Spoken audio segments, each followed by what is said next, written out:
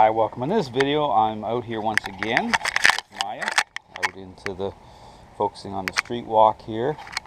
And again, the goal is to continue to build on a solid foundation again through with her as a follower. Okay, so here I'm going to be walking her again and giving you a view of that and just offering some basic tips as to advocating. Again, you see here she still have the choker on her.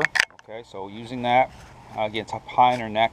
And so even when it's up high in her neck, understand here, and you'll see, sometimes things will look a certain way. Understand that, when I'm advocating here, there's release points. Okay, so up here, it's just enough, influence on the choke chain to keep it up high.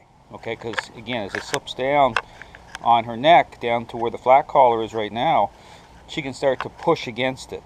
Okay, and based again on how much control she's holding right now, I want to again have the ability to be able to intercept, okay, her state of mind, in a proactive way. So the pressure collar is a great tool for that. But again, I have both collars on, so again, I can switch back and forth as needed. Again, as she starts to become more agreeable, as I fade in or as the dog owners fade in more and more with her, then the flat collar can be used because her mind isn't going to be pushing forward. Okay, so, but again, when I'm outside, probably the focus is going to be on using the choke chain. Okay, but again, understand I say choke chain. It's not about choking dogs. Okay, it's not about cranking and yanking. Okay, it's about nudging. You're proactive, so the dog's more agreeable. Understand, it's all about how you're engaged, how you're dialed in, being proactive in that. That makes all the difference in the world. When you see people cranking on dogs, it means they're waiting too long. Okay, they're waiting too long in the sense of you have a relationship problem and you're in a reactive posture. Okay, I'm not in a reactive posture. I know exactly where I'm standing in the relationship, what needs to happen for a certain period of time, and then it's more just like maintenance. Okay, look right now, look how great she's just relaxed. Her ears are up. She's become more agreeable.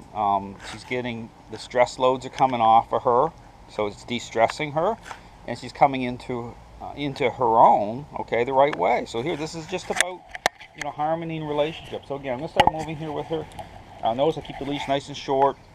Pick your side. Make sure if it's right or left side, don't accommodate the dog. Okay, if people have different sides, walk the dog on your strong side. Okay, just make that adjustment. Don't move sides because you think she's used to a certain side. It's all about leadership. Okay, so right here, moving with her, I'm gonna stop and tap the leash a little bit. She's defaulting into a sit.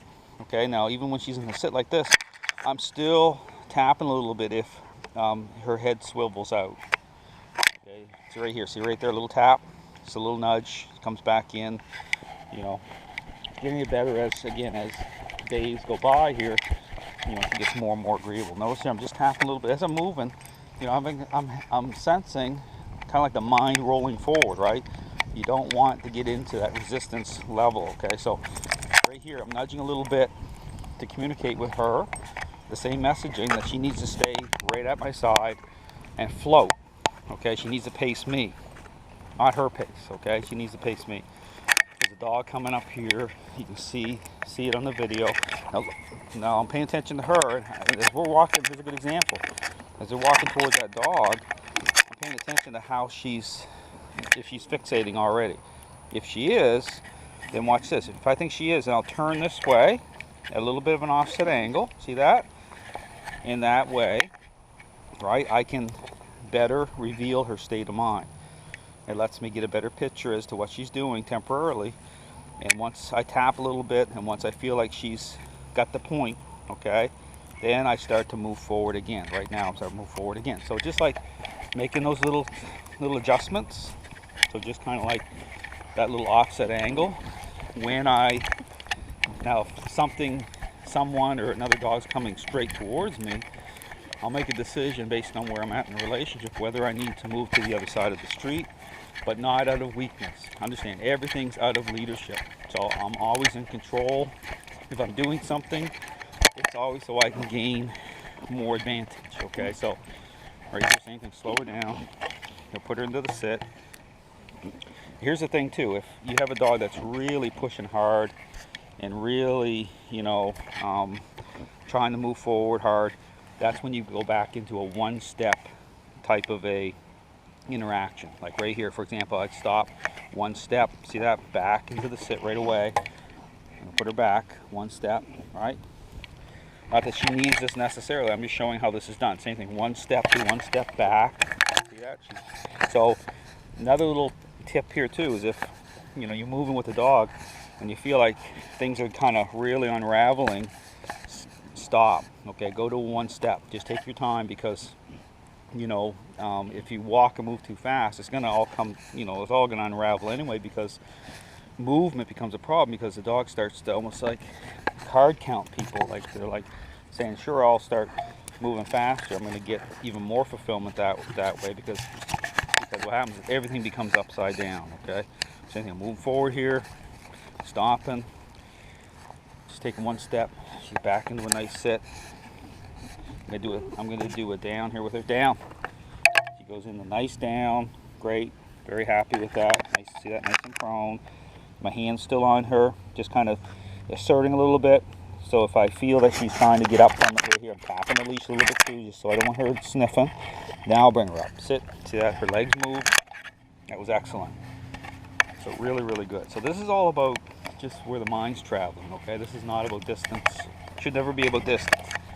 Distance will come the right way, okay? It needs to come through the dog floating beside. Now I'm going to turn. Now she's on my left side, okay? I'm going to turn into my left. So that way, watch it, I can use my leg. See that? My knee a little bit to guide her. It's not meant to ram into her, okay?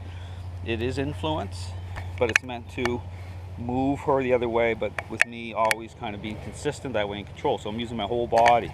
Okay, same thing. Watch this, tapping a little bit. See that? So inwardness, that's what you're going for. Moving forward. See how I'm actively nudging that leash.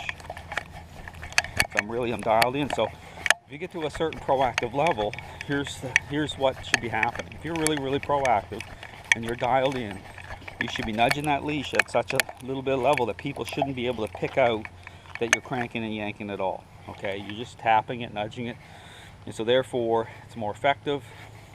Dog's gonna be more agreeable. It avoids high conflict, and you're building the picture the right way. Okay, stay away from bribery. Okay, and then next thing you know, you get a dog in a harness out in front of you. It's all gonna fall to pieces anyway, because you're following the wrong path. Same thing, slow down here a little bit. Same thing here, just always assess. If I sense that she's trying to push a little bit, I'm gonna stop. I want her to have some patience here. Same thing, move forward. See, I'm just one-handing this too. Just, moving the camera one hand, but I'm just one-handing this, which is a good sign, just one hand. Same thing, moving forward. See, she defaulted into a sit. Same thing right here. I want defaulting this into a sit. This is the same thing I do with service dogs. Okay, so I'm adding the same methodology on, just this default sit. Okay, creates a high level of focus. Watch the same thing, tapping, default sit again. She's doing absolutely fantastic. But always remember, if the dog's doing fantastic, it's fantastic because you're doing fantastic, because the focus is really on you, not the dog, to advocate. Okay, so never look at the dog that way to say, well, the dog's doing great.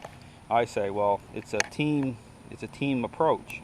It's about relationship. It's about the role. So the dog's just responding to, how great you're doing with advocating the right role. So there's a dog crossing the street down here. So the great thing about these 2 weeks is she's getting lots of exposure to other dogs, other people. This afternoon my wife is going to be handling her, and so it's going to be a private video for the owners, because I just don't put some of my videos out like that with certain people working with them, just for, not because they're doing anything wrong, in fact they're doing everything right, but in terms of just showcasing certain individuals, I don't do that. So but she's getting lots of great interaction with other people, doing really good.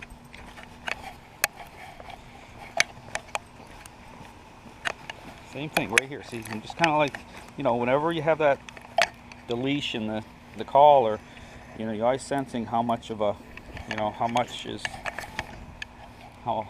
the dog is trying to pull forward, okay? And you have to kind of really be aware of that and tap a little bit. See, same thing, trying to get out a little bit, just moving her back. She's doing really good. Getting very, very agreeable. Forward again. I'm saying I'm moving, but I'm tapping a little bit here, just, you know, but it's the same messaging, right? She knows. She's like, there's like a line right in the sand.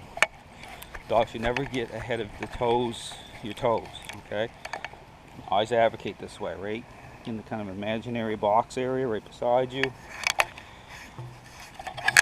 And it's back right to the starting point.